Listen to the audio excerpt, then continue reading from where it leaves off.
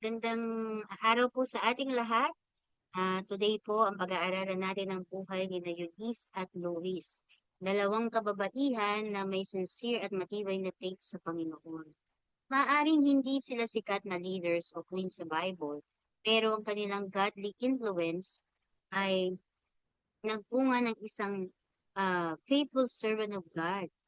Tama po, na si Timothy. Through their prayers, teaching, and magandang halimbawa na ipasa nila ang pananampalataya sa susunod na generation. Their story reminds us na ang isang faithful mother at or grandmother can change or can change lives for Christ. Ayan, ang scripture po natin dyan ay 2 Timothy chapter 1 verse 5. Sabi dito, I am reminded of your sincere faith, which first live in your grandmother Lois and in your mother Eunice, and I am persuaded now lives in you also.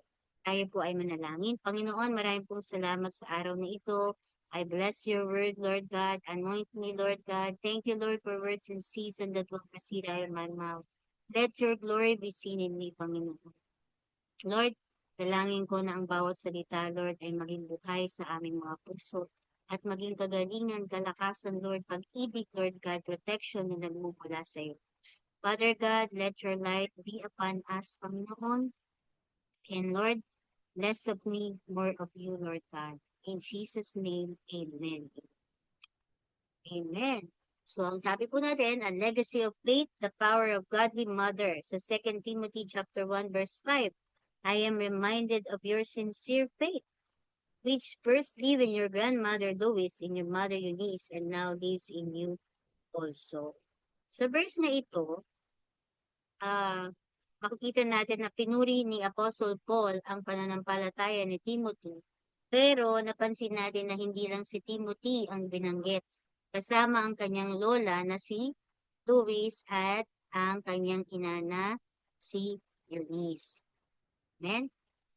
Pinapakita nito ang pananampalataya ay maaaring ipamana mula sa isang henerasyon papunta sa susunod na henerasyon. Amen. Anong klaseng legacy ang faith na iwan natin sa susunod na henerasyon? So meron po akong mga keynotes. Number 1, a sincere faith, tunay na pananampalataya. Ano po bang ibig sabihin ng sincere? Sincere.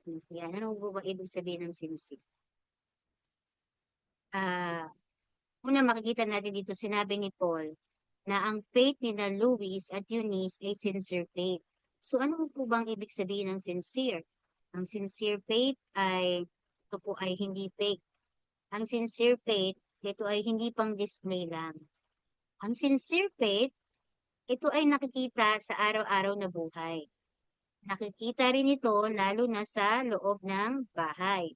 So ang sincere faith ay hindi lang pang church. Ang sincere faith, ito ay totoo kahit walang nakakakita. Ibig sabihin, nakita ni Timothy sa bahay ang tunay na faith ng kanyang nanay at lola. Amen? So, ano po ba yung ano natin dito? May i-apply sa ating buhay. Ang mga anak ay natututo hindi lang sa sinasabi natin, kundi sa nakikita nilang ginagawa natin. Kung gusto natin na lumaking makajos ang ating mga anak, dapat makita nila ito at sa ating buhay. Amen? Makita nila yung pagiging sincere faith sa ating buhay. Kumbaga, lifestyle na natin yung ganitong faith. Amen? Number 2, a faith that is passed on. Mababasa niyo po yan sa 2 Timothy chapter 3, verse 14 to 15. From infancy, you have known the Holy Scripture. So, si Timothy ay tinuruan ng scriptures mula pagkabata. Malaking bagay ito dahil ang ama ni Timothy ay isang Greek. Yan, mababasa niyo po yan sa Acts chapter 16 verse 1. Pero ang kanyang ina at lola ang nagturo sa kanya ng salita ng Diyos. Amen? So, ano ano po ba yung application dito natin? Dapat ah ang mga magulang dapat nagiging nakikitaan ng mga anak natin sa loob ng bahay ng alam mo yun ng pananampalataya na may sincere faith at saka yung ano natin, yung dedication natin sa ating Panginoon. Kumbaga, nagturuan natin yung mga anak natin or mga apo natin, di ba? Mga pamangkin natin ng salita ng Diyos sa loob ng bahay. Ang faith ay hindi automatic. Turuan ng mga bata ng Bible. Amen. Dapat turuan ng mga bata. Habang bata pa sila, kagaya ng ginawa ni Lois and Eunice kay Timothy, bata pa si Timothy, tinuturuan na nila ng salita ng Diyos. Kumbaga, hindi naging hadlang kahit ang ama ni Timothy ay isang Greek. Kumbaga, magkaiba sila ng pananampalataya. Pero, ang ginawa ng lola at ng ina ay ni Louis and Eunice, tinuruan nila. Kumbaga, pinasa nila yung faith nila sa kanilang apo at anak kay Timothy. Ito ay tinuturo at ipinapakilala. Kumbaga, di ba, sabi nga, ang faith ay hindi automatic. Turuan ng mga anak ng Bible. Ito ay tinuturo at ipinakikilala. Ipinakikilala si Jesus sa kanila. Ang gagawin dapat ng magulang, mag-pray, nakasama sila. Di ba? Mag-aral ng salita ng Diyos, nakasama sila. Amen? Anong challenge dito? Ano ang spiritual values na ipapasa mo sa iyong mga, ha? Ano ang spiritual values na ipapasa mo sa iyong? Hindi lang responsibility. Kumbaga, hindi lang responsibility ng church ang pagtuturo ng Bible, kundi nagsisimula ito sa bahay. Minsan kasi, sabi natin naman yun ng church hayaan mo nang makinig kay pastor, 'di ba? O kaya sa leader niya, nagtututo yan ng salita ng Diyos. Pero ang dapat po talaga, responsibility ng pagtuturo ng Bible ay ang mga magulang, ang nanay or ang lola or kung sino man na elders ang kasama mo sa loob ng bahay. Kumbaga, ang pag-aaral ng salita ng Diyos, ang pagtuturo ng salita ng Diyos ay nagsisimula po dapat sa loob ng tahanan. Okay? Number 3, a faith that influences the next generation. Ang faith ni Eunice at Louis ay hindi lang para sa kanila. Dahil sa kanilang influence, lumaki si Timothy na leader ng church. Praise God, di ba? Imaginein mo yon kapag yung ikaw, apo mo or anak mo, na turuan mo ng salita ng Diyos, hindi mo alam, baka sila ba yung mga next generation nila Timothy, di ba? Nila Paul. Kaya praise God, wag po tayong manghinawa na magturo ng salita ng Diyos sa ating mga apo, anak, or mga pamangkin, or kung sino man yung pinagkatiwala sa iyo ng Panginoon na iyong kasama sa bahay. Diba? Lumaki si Timothy na leader ng church. Naging pastor at missionary. Hindi natin alam. Pwede silang maging missionary, maging pastors, di ba? Isa sa mga trusted companions ni Paul. Imagine niyo yon, naging kasama ni Paul, si Timothy. Amen?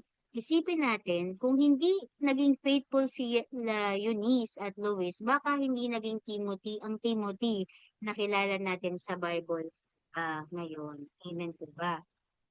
So, ang dapat natin gawin, ang ating faith ngayon ay may epekto sa future generation. So, kung ano yung faith mo ngayon, yan po ay makaka-affect sa ating mga future generation. Amen? Praise God. Number 4, faith can start at home. Hindi kailangan maging pastor para maka-impluwensya. Kasi yung iba sabihin, ay, dapat pastor ka. Mas marami kang maaabot. Hindi po yan totoo. Dito sa pinag-aaralan natin, isang lola at isang nanay po ang ginamit ng Panginoon para maging si Timothy, ang kilala nating Timothy ngayon, na kasama ni Apostle Paul. Amen? Hindi kailangan na maging pastor at ma-impluwensya kang tao. Si Eunice at Louis ay hindi apostle, hindi famous leaders, pero ginamit sila ng Diyos para hubugin ang isang great servant of God. Amen, no? Hallelujah.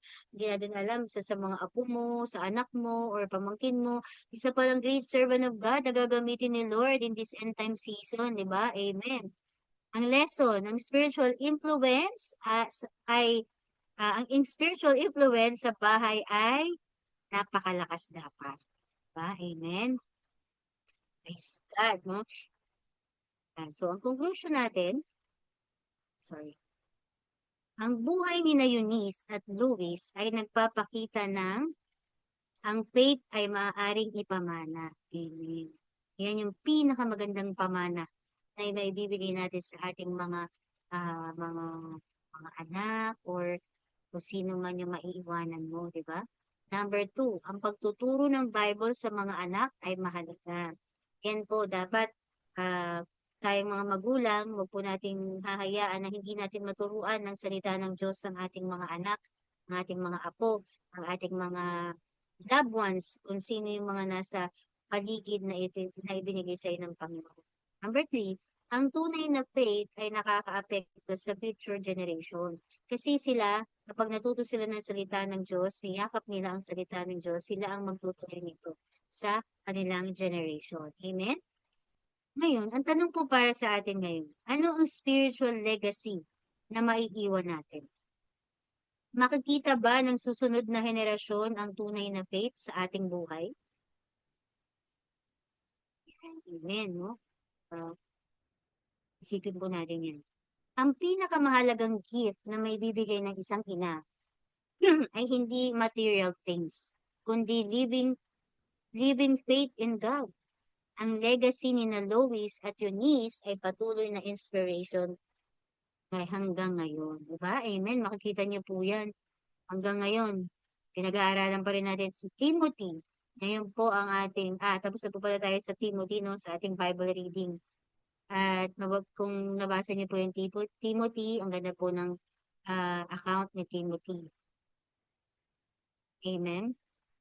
So, final challenge. Katulad ni na Eunice at Louis, magkaroon tayo ng sincere faith. Turuan natin ang susunod na henerasyon ng salita ng Diyos. Mag-iwan tayo ng legacy of faith para balang araw may magsabi rin na the faith that lived in them now lives in the next generation. Amen? Hallelujah, praise God. Tayo po ay manalangin. Lord, salamat sa gift ng mga ina, ng mga lola, Lord God. Bigyan mo sila ng strength, wisdom, at deeper faith. Tulungan mo silang maging tulad nila Lois at Eunice. Nawa ang kanilang buhay ay mag-shape ng next generation. At gamitin mo, Lord God. Panginoon, anoint the mother and the grandmother, Lord God. Or kung sino man yung mga tao na itinalaga mo para mag-equip ng mga susunod na generation, Panginoon. Lord, I pray na bibigyan mo po sila ng strength, ng wisdom, Panginoon. At dalangin ko, Lord, na ang kanilang maipapamana, Panginoon, sa mga susunod na generation, Lord God, ay maging mightily and boldly to preach the gospel, Lord God, in Jesus' name. Father, salamat po. Nagpapala ko po ang araw na ito and thank you, Lord, sa iyong salita na atin pong naibahagi. Sa pangalan ni Jesus, Amen and Amen. God bless po sa ating lahat and I believe na tayong lahat po ay may natutunan sa buhay ni Eunice at ni Lois. Back to you po.